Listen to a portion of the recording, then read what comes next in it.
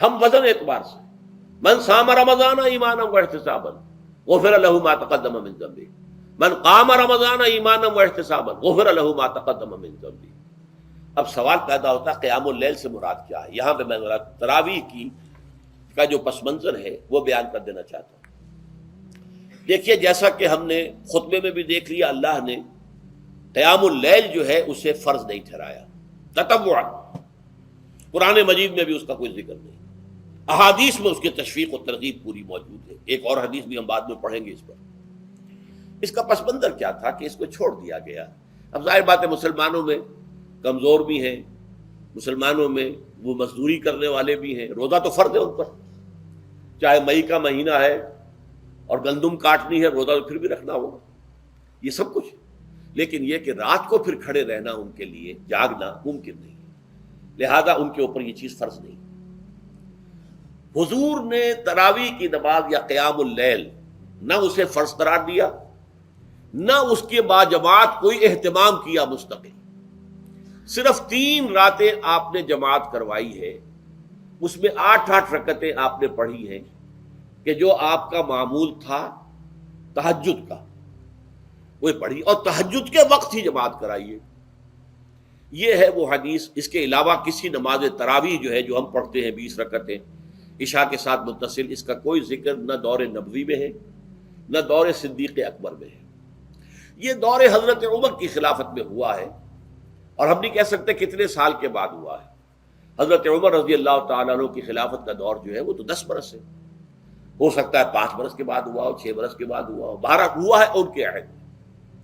حضرت عمر ایک مرتبہ مسجد میں داخل ہوئے، مسجد نبوی میں، تو دیکھا کہ کچھ لوگ 8 10 12 جو ہیں وہ ایک جو ہے حافظ کے پیچھے کھڑے ہوئے اور قرآن سن رہے، کچھ دوسرے کونے میں کھڑے ہیں، کچھ کہیں اور کھڑے ہیں، مختلف جماعتیں ہو رہی ہیں۔ تو انہوں نے سوچا کہ کیوں نہ ان سب کو ایک امام کے پیچھے جمع کر دیا جائے، اور اس کے لیے لوگوں کی سہولت کے لیے عشاء کے ساتھ متصل رکھ دیا جائے، اس لیے کہ تہجد کے وقت اٹھنا جو ہے وہ تو ہر کس و ناقص کا کام نہیں ہے، کہ عشاء کے بعد اگر تھوڑا سا اضافی وقت ہو صرف تو یہ ہر شخص کر لے گا، مزدور بھی کر لے گا۔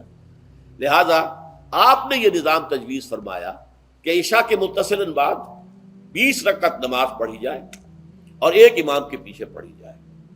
یہ گویا کہ اجتہاد ہے حضرت عمر رضی اللہ تعالی عنہ،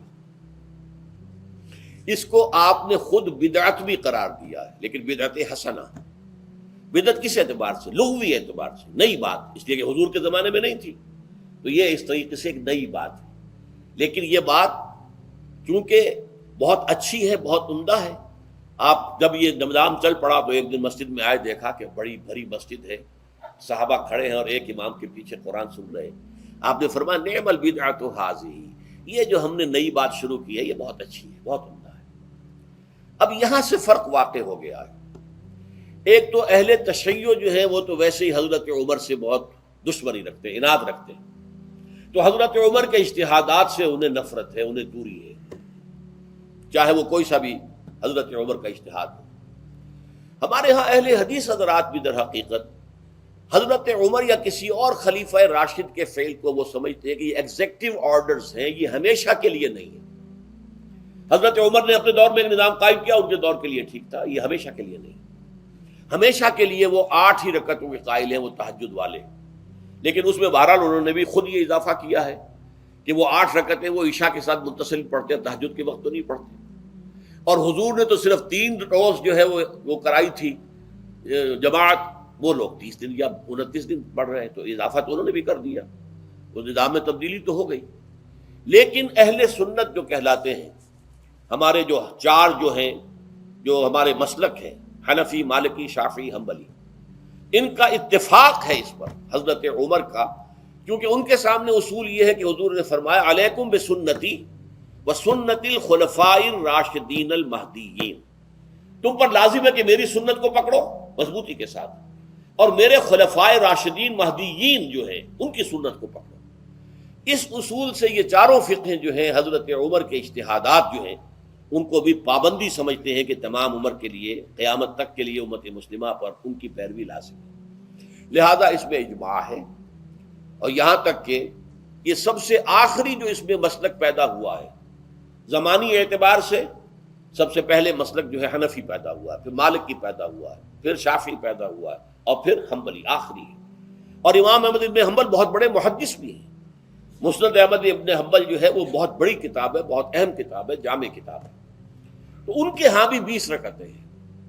چنانچہ حرمین شریفین میں، سعودی عرب میں، مکے اور مدینہ منورہ میں جو نماز تراویح ہوتی ہے اس کی 20 رکعتیں ہیں، لیکن اہل حدیث حضرات جو ہیں وہ اس 8 کے اوپر اکتفا کرتے ہیں۔ بہرحال یہ ایک اختلاف ہے جو میں نے اس کا پس منظر بیان کر دیا، لیکن اس 20 رکعت نماز سے ادا کرنے سے، جو کہ زیادہ سے زیادہ 50 منٹ یا 1 گھنٹہ لگتا ہے، اس سے وہ قیام اللیل کا حق ادا نہیں ہوتا۔ قیام اللیل کا تو کچھ اور ہی تقاضا ہے۔ قیام کسے کہتے ہیں؟ یہ سورہ مزمل سے واضح ہوتا ہے، یا ایھا المزمل قم اللیل الا قلیلا نصفہ او انقص منہ قلیلا او زد علیہ ورتل القرآن ترتیلا۔ آدھی رات یا آدھی رات سے کچھ کم، یعنی تہائی رات، یا آدھی رات سے کچھ زائد، 2/3 رات، یہ ہے قیام اللیل۔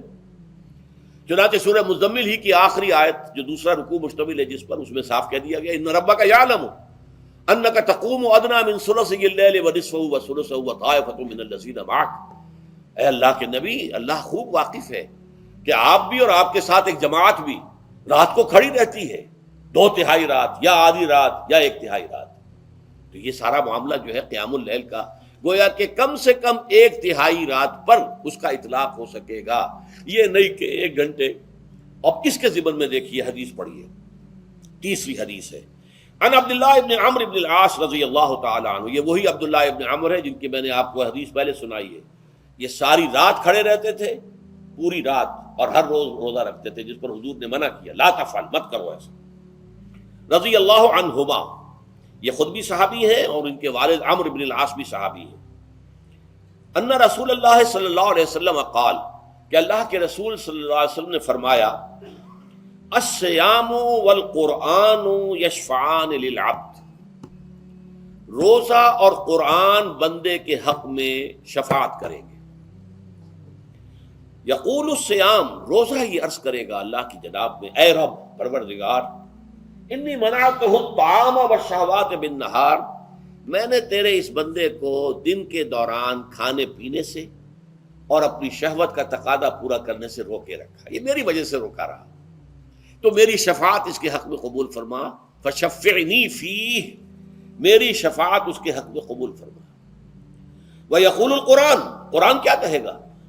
منعتہ النوم باللیل، میں نے اسے رات کے وقت سونے سے، نیند سے روکے رکھا، فشفعنی فیہ، تو اس کے حق میں میری شفاعت قبول فرما۔ حضور فرماتے فیشفعان، ان دونوں کی شفاعت قبول کی جائے گی۔ یہ ہے قیام اللیل۔ یہ قیام اللیل صرف تراویح کی نماز سے جو پڑھ لی جاتی ہے، اور ہمارے ہاں تو یہ ہے، وہاں کم سے کم یہ تو تھا، صحابہ کرام کھڑے ہوتے تھے تو جو قاری پڑھ رہا ہوتا تھا وہ ان کے دل میں اترتا جاتا تھا، اس کا مضمون اور مفہوم جو ہے ان کو معلوم ہے، لہذا وہ اس کی زبان سے نکلا ہوا ہر لفظ ان کے قلب کی گہرائیوں تک اتر رہا ہے۔ یہاں تو یہ ہے پیرٹ لائک حافظ ہے، اسے خود پتہ نہیں میں کیا پڑھ رہا ہوں۔ اکثر حفاظ جو ہیں وہ عالم تو نہیں ہوتے، اور جو سن رہے ہیں انہیں کچھ پتہ نہیں ہم نے کیا سنا ہے، تو ٹھیک ہے، کم سے کم ثواب تو انہیں ملے گا کہ انہوں نے وقت نکالا ہے، 1 گھنٹہ ہی اضافی صحیح، لیکن بہرحال اس کا وقت تو انہوں نے نکالا ہے، محنت کی ہے، کھڑے رہے ہیں، ثواب ملے گا۔ لیکن جو مقصد ہے وہ حاصل نہیں ہوتا۔ اس مقصد کے حصول کے لیے اول تو قیام اللیل کی کم سے کم مدت 1/3۔ اگر کوئی شخص فرض کیجئے کہ اس کے ہاں کوئی اور انتظام نہیں ہے، جیسا کہ ہمارے ہاں ہم نے انتظام کیا ہے، بڑے بڑے شہروں میں دورہ ترجمہ قرآن، اس میں ہمیں 5 گھنٹے لگ جاتے ہیں، نصف شب کے قریب تری جو ہے معاملہ ہو جاتا ہے۔